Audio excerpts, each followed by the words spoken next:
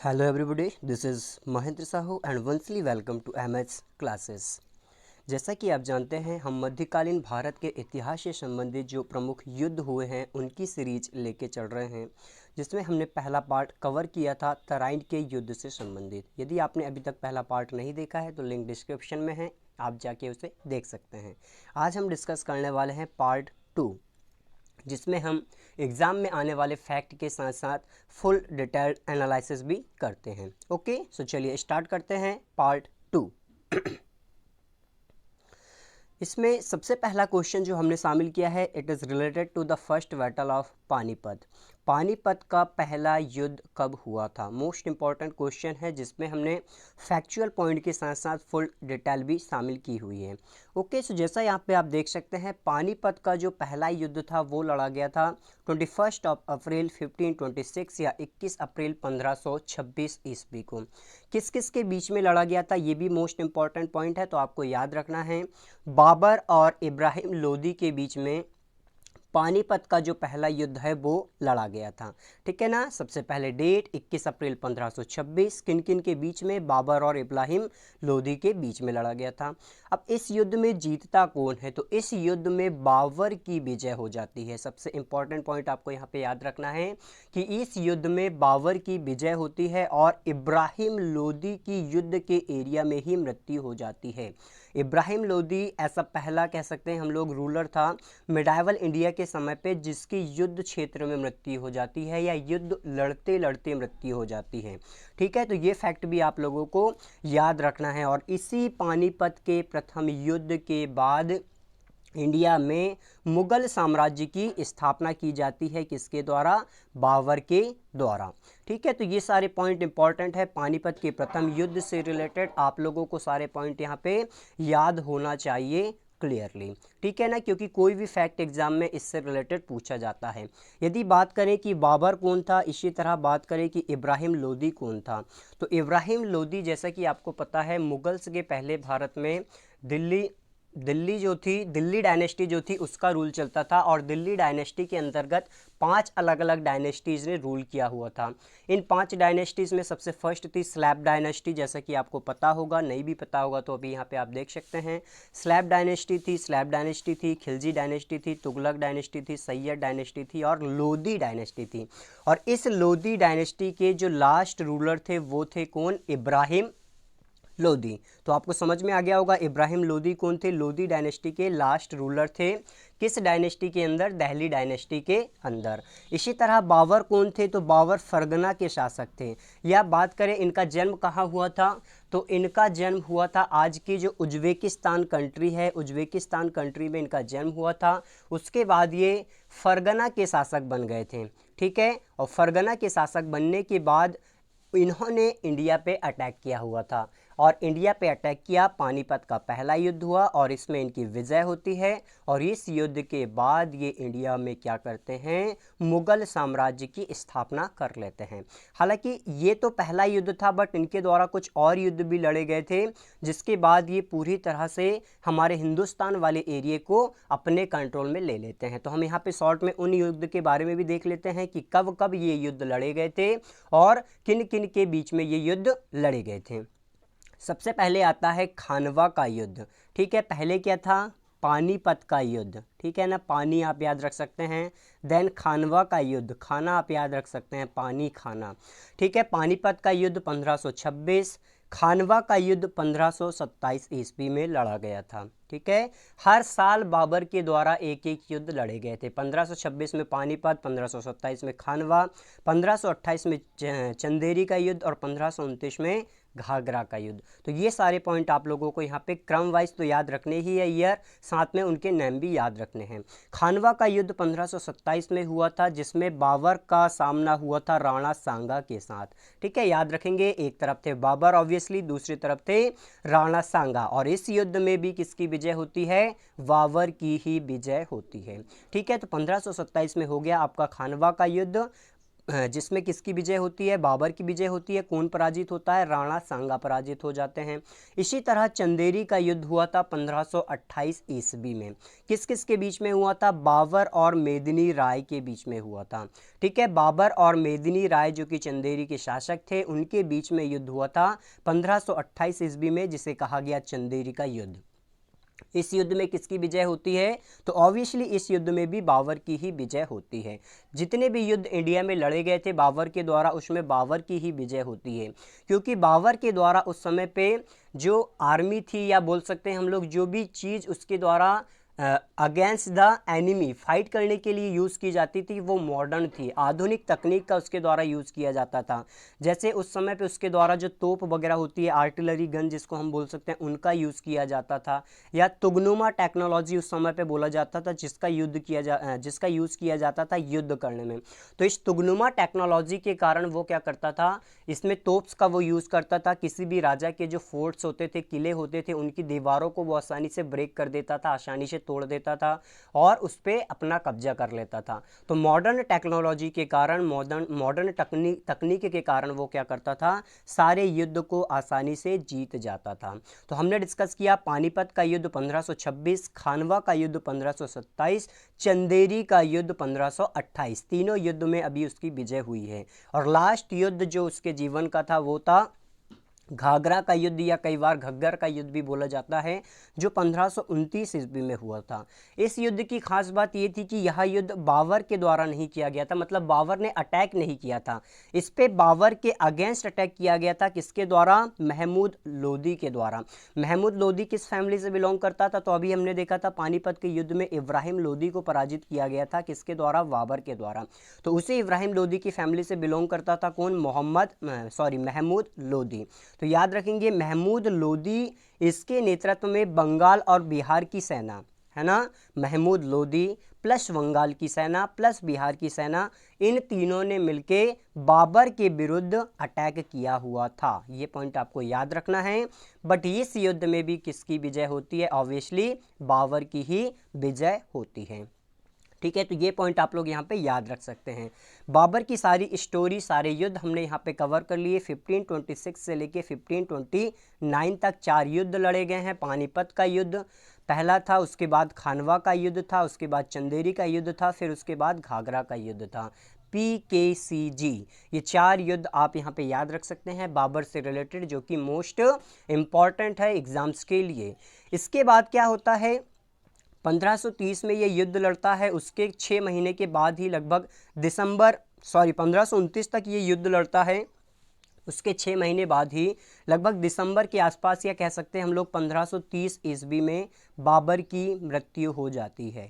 ठीक है ना। बट यहाँ पे अब इसने क्या किया था, मुगल साम्राज्य को इस्टेब्लिश कर चुका था। इसके बाद 1530 ईस्वी में हुमायूं नया राजा बनता है, किसका, मुगल एम्पायर का। कौन नया राजा बन जाता है, मुगल एम्पायर का। हुमायूं नया राजा बनता है मुगल एम्पायर का। बट हुमायूं बाबर की तरह एक कह सकते हैं बहादुर शासक नहीं था, या फिर बोल सकते हैं कि बहादुर तो था, बट इसका जो मेन अट्रैक्शन था वो युद्ध वगैरह लड़ने में नहीं हुआ करता था। ये लिटरेचर प्रेमी था, साहित्य प्रेमी था, बुक वगैरह इसमें इसका ज़्यादा ध्यान हुआ करता था। ठीक है, तो क्या होता है 1540 ईस्वी में, 1539 ईस्वी में और 1540 ईस्वी में हुमायूं और शेरशाह सूरी, ठीक है, इन दोनों के बीच में 2 युद्ध लड़े जाते हैं। 1539 में होता है चौसा का युद्ध, जो कि आप यहाँ पे याद रख सकते हैं। 1539 युद्ध में किस किस के बीच में होता है, शेरशाह सूरी और हुमायूं के बीच में। अभी हम कन्नौज युद्ध की बात नहीं कर रहे हैं, बट चौसा का युद्ध और कन्नौज का युद्ध दोनों शेरशाह सूरी और हुमायूं के बीच लड़े जाते हैं। ठीक है ना। चौसा का युद्ध जो था वो 1539 ईस्वी में लड़ा गया था। किस किस के बीच में, सिमिलरली शेरशाह सूरी और हुमायूं के बीच में, और इस युद्ध में हुमायूं पराजित हो जाता है। इसके बाद क्या होता है, इसके बाद होता है 1540 में कन्नौज का युद्ध। फिर से यह युद्ध किस किस के बीच में होता है, शेरशाह सूरी और हुमायूं के बीच में। यह युद्ध मोस्ट इंपॉर्टेंट है, आप लोगों को याद ही रखना होगा, क्योंकि इसी युद्ध ने क्या किया था, हुमायूं जो था उसे हमारे हिंदुस्तान से बाहर कर दिया था। मतलब मुगल साम्राज्य जो इस्टेब्लिश हुआ था हमारे देश में बाबर के द्वारा 1526 ईस्वी में, वो दो भागों में बढ़ जाता है। कैसे? 1526 ईस्वी से 1530 तक तो मुगल सम्राट जो थे बाबर, उन्होंने यहाँ पे रूल किया। 1530 ईस्वी से 1540 तक किसने रूल किया? हुमायूं ने रूल किया। और 1540 से क्या होता है, यहाँ पे शेर शाह सूरी का शासन इस्टेब्लिश हो जाता है। तो यहाँ पे मुगल वंश का 15 ईयर का ब्रेक लग जाता है। 15 साल तक इंडिया में फिर किसका रूल होता है? शेर शाह सूरी का रूल होता है, या सूरी वंश का रूल होता है। शेर शाह सूरी तो 5 साल ही जीवित रहता है, उसके बाद सूरी वंश के जो दूसरे सक्सेसर्स होते हैं वो रूल करते हैं। उसके बाद 1555 में फिर से हुमायूं मौका पाता है और सरहिंद के युद्ध में फिर से मुगल साम्राज्य का यह सम्राट बन जाता है, शासक बन जाता है। इसीलिए यहाँ पे कन्नौज का युद्ध बहुत इंपॉर्टेंट है, क्योंकि 1540 में इसी कन्नौज के युद्ध में हुमायूं जो था वो डिफीटेड हुआ था, पराजित हुआ था। किससे? शेर शाह सूरी से। ठीक है ना। तो आपको याद रखना है, शेर शाह सूरी और हुमायूं के बीच में दो युद्ध हुए हैं। पहला चौसा का 1539 में, ठीक है, दूसरा कन्नौज का 1540 में। इसमें क्या होता है?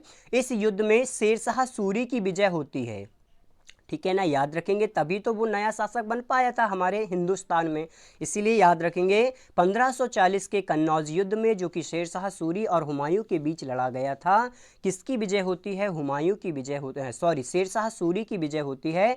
और हुमायूं को देश छोड़ के जाना होता है ना। वो बाहर चला जाता है और लगभग 8-10 साल, 15 साल ईरान या जो पर्शिया के राजा थे उनके जो एम्पायर था उसमें वो शरण ले लेता है और वहीं पे रहता है।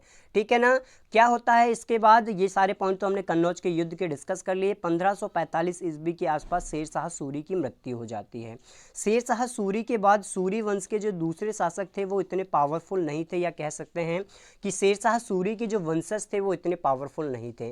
तो एक बार फिर से मौका पाकर 15 साल बाद क्या करता है हुमायूं? 15 साल के बाद हुमायूं क्या करता है? यहाँ पे तो हमने देखा था कि कन्नौज के युद्ध के बाद ये 15 साल तक देश से बाहर रहता है। बट जैसे ही उसे मौका मिलता है 15 साल के बाद वो फिर से अटैक करता है। उस युद्ध के बारे में भी अभी हम डिस्कस करने वाले हैं, और फिर से मुगल साम्राज्य की स्थापना कर लेता है, या मुगल सम्राट का सम्राट बन जाता है। तो वो कौन सा युद्ध था जिस युद्ध में क्या होता है कि हुमायूं फिर से राजा बन जाता है? सो याद रखेंगे, वो युद्ध था सरहिंद का युद्ध। कब लड़ा गया था सरहिंद का युद्ध? 22 जून 1555 को लड़ा गया था सरहिंद का युद्ध। क्या था सरहिंद का युद्ध? यह युद्ध सबसे पहले देख लेते हैं किसके बीच में लड़ा गया था। हुमायूं व सिकंदर शाह सूरी, है ना, मतलब सूरी का एक वंशज था, उनके बीच में यह युद्ध लड़ा गया था, जिसमें हुमायूं की तरफ से इस युद्ध का नेतृत्व किया था किसने? बैरम खान ने। ये नाम आप लोगों को याद रखना है, बहुत ही इंपॉर्टेंट है, क्योंकि ये हुमायूं की मृत्यु के बाद गार्जियन होते हैं, संरक्षक होते हैं किसके? हमारे अकबर के। ठीक है, तो याद रख सकते हैं यहाँ पे ये पॉइंट आप लोग कि इस युद्ध में हुमायूं की तरफ से युद्ध का नेतृत्व किसने किया था? बैरम खान ने किया था सरहिंद के युद्ध में। ठीक है, सो याद रखेंगे सरहिंद का युद्ध मोस्ट इंपॉर्टेंट है। कब लड़ा गया था? 1555 ईस्वी में। और इस युद्ध में हुमायूं के साथ किसने युद्ध किया था? सिकंदर शाह सूरी ने। ठीक है ना। इसके बाद क्या होता है? तो इस युद्ध में हुमायूं की विजय हो जाती है, क्योंकि बैरम खान एक स्ट्रॉन्ग सेनापति था। इस कारण इस युद्ध में हुमायूं की विजय हो जाती है, और एक बार फिर से हुमायूं क्या बन जाता है? हिंदुस्तान का किंग बन जाता है, हिंदुस्तान का राजा बन जाता है। किस वर्ष? 1555 ईस्वी में। बट कहा जाता है कि हुमायूं के भाग्य में, हुमायूं के नसीब में कभी साम्राज्य या एम्पायर का जो शासन करना था वो लिखा ही नहीं था। और यह बात क्यों कहा जाता है? क्योंकि 1555 ईस्वी में जैसे ही सरहिंद के युद्ध में हुमायूं जीतता है, वह फिर से सम्राट बन जाता है। बट कुछ ही समय के बाद 1556 ईस्वी में उसकी मृत्यु हो जाती है।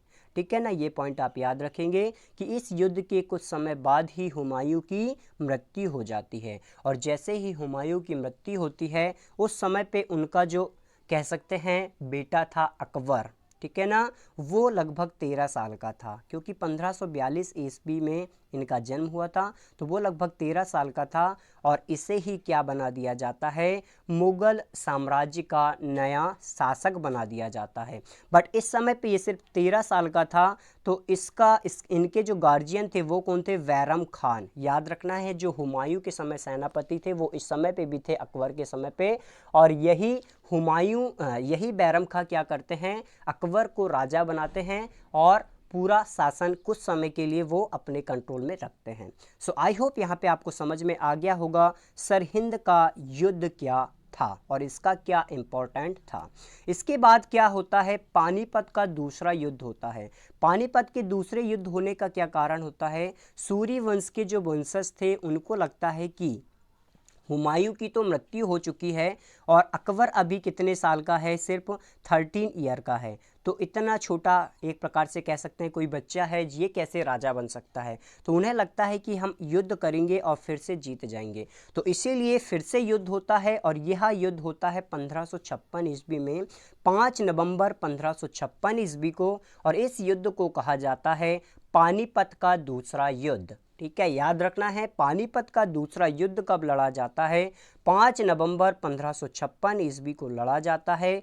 और यह युद्ध होता किस किस के बीच में है, तो जैसा कि हमने बताया, हेमचंद्र जिसको बोला जाता है या कई बार शॉर्ट में हेमू भी बोला जाता है, हेमू और अकबर के बीच में यह युद्ध लड़ा गया था। यहाँ पे आपको एक पॉइंट याद रखना है कि अकबर तो उस समय पे मात्र 13 या 14 ईयर के थे, तो क्या उन्होंने इस युद्ध को डायरेक्ट लड़ा था या उन्होंने उनकी तरफ से किसी और ने पार्टिसिपेट किया था, तो ऑब्वियसली इस युद्ध को उनकी तरफ से नेतृत्व किया था बैरम खान ने। ये पॉइंट आपको याद रखना है, फिर से वही बैरम खान है जिन्होंने सरहिंद के युद्ध में हुमायूं की सेना का नेतृत्व किया था। ठीक है, तो आप डायरेक्टली क्या बोल सकते हैं कि हेमू और अकबर की सेना के बीच यह युद्ध लड़ा गया था, या यह भी कह सकते हैं कि हेमू व बैरम खान के बीच में यह युद्ध लड़ा गया था। अब क्या होता है, तो ऑब्वियसली इस युद्ध में किसकी विजय हो जाती है, बैरम खान की जो सेना थी या अकबर की जो सेना थी वो इस युद्ध में जीत जाती है, वह हेमू को क्या कर दिया जाता है, मार दिया जाता है। तो इस तरह से अब क्या होता है, फिर से एक स्ट्रॉन्ग मुगल साम्राज्य की स्थापना हो जाती है, जो कि Akbar, then Jahangir, then Shahjahan, then Aurangzeb, ये सारे स्ट्रॉन्ग रूलर्स होते हैं और ये इसके बाद अपने एम्पायर को क्या करते हैं, लगातार बढ़ाते जाते हैं, लगातार आगे करते जाते हैं। सो आई होप यहाँ पे आपको पूरी स्टोरी समझ में आ गई होगी हिस्ट्री की, कि कैसे बाबर के द्वारा पानीपत के प्रथम युद्ध में क्या किया जाता है। पानीपत के प्रथम युद्ध में इब्राहिम लोदी को पराजित किया जाता है, जो कि दिल्ली डायनेस्टी का शासक था लोदी से। ठीक है, लोदियों के वंश का था। उसके बाद वो 3 युद्ध और लड़ते हैं और उससे हमारे हिंदुस्तान को पूरी तरह अपने कंट्रोल में कर लेते हैं। बाबर के बाद कौन आता है, हुमायूं आता है, जो 1530 से 1540 तक क्या होता है, मुगल साम्राज्य का शासक होता है। 1539 और 40 में शेर शाह सूरी और हुमायूं के बीच में 2 युद्ध लड़े जाते हैं। 39 में कौन सा युद्ध हुआ था, हमने बताया था चौसा का युद्ध लड़ा गया था, और 40 में कौन सा युद्ध हुआ था, कन्नौज का युद्ध हुआ था। और इस युद्ध के बाद क्या होता है, हुमायूं तड़ीपार हो जाता है, देश से बाहर चला जाता है। उसके बाद वो फिर से मौका पाकर आता है 1555 ईस्वी में सरहिंद के युद्ध में, वो फिर से जीतता है एक बार और मुगल का नया शासक बन जाता है। बट 1556 में उसकी मृत्यु हो जाती है और फिर 1556 में नया राजा कौन बनता है, तो अकबर यहाँ पे नया राजा बनता है। बट फिर से जो सूर्यवंश के शासक थे उन्हें लगता है कि हम अकबर को पराजित कर देंगे, तो उनके बीच में क्या होता है पानीपत का दूसरा युद्ध लड़ा जाता है, जो कि 5 नवंबर 1556 को होता है, हेमू व अकबर की सेना के बीच, जिसका नेतृत्व किसने किया था, अकबर की तरफ से बैरम खान ने। और इस युद्ध में अकबर की विजय होती है और यहाँ से फिर मुगल साम्राज्य जो है वो कंटिन्यू चलता है। ओके, सो इस वीडियो में हम इतना ही डिस्कस करने वाले हैं। नेक्स्ट वीडियो में हम हल्दी घाटी के फेमस युद्ध के बारे में डिस्कस करेंगे, साथ ही पानीपत के 3rd युद्ध के बारे में भी डिस्कस करेंगे। ओके, आई होप आपको वीडियो पसंद आया होगा। सो प्लीज़ इस वीडियो को लाइक करें और यदि चैनल को सब्सक्राइब नहीं किया है सो सब्सक्राइब कर लें। Thank you so much.